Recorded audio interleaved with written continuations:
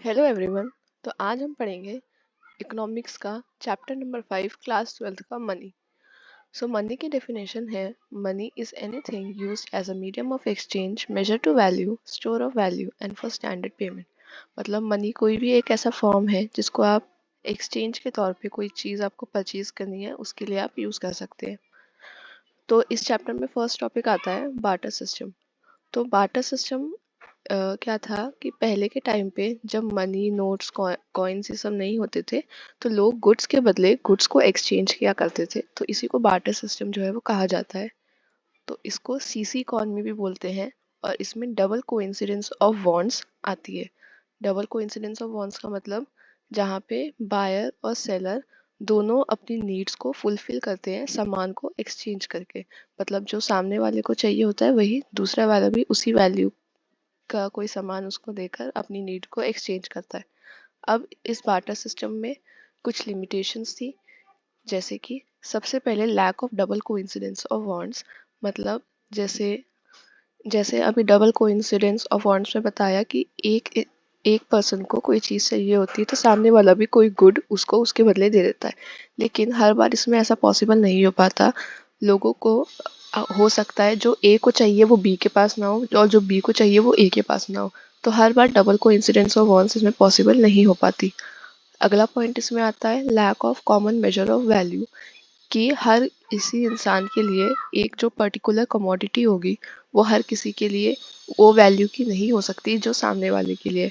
For example आपको कोई rice चाहिए और सामने वाला आपको वीट दे रहा है, पर मे बी आपके लिए वीट उस टाइम ज़रूरी ना हो, तो जो उसके लिए वैल्यू है वो आपके लिए वो वैल्यू नहीं है। तो इसमें ये प्रॉब्लम क्रिएट होती थी।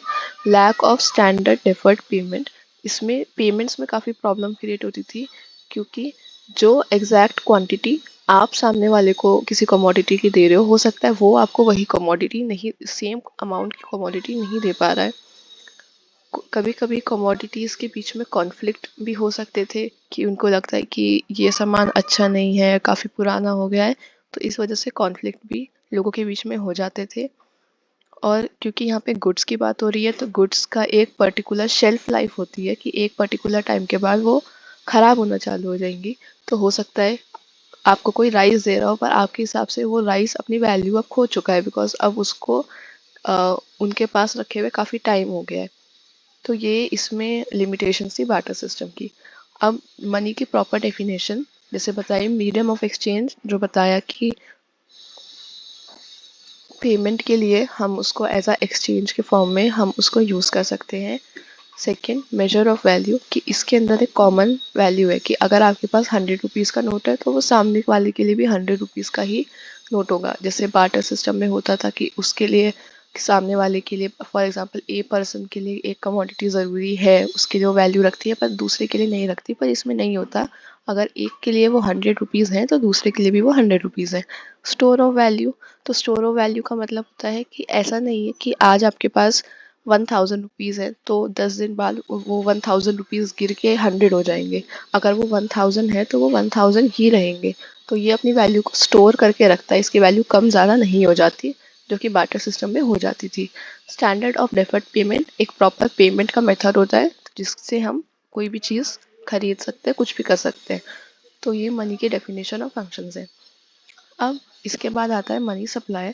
तो मनी सप्लाई का मतलब होता है total volume of money held by public at a particular point of time in an economy, कि एक पॉइंट पे इकोनॉमी में पर्टिकुलर टाइम पर कितना मनी सर्कुलेट हो रहा है हमारे पूरी कंट्री में, उसको मनी सप्लाई जो है वो कहा जाता है।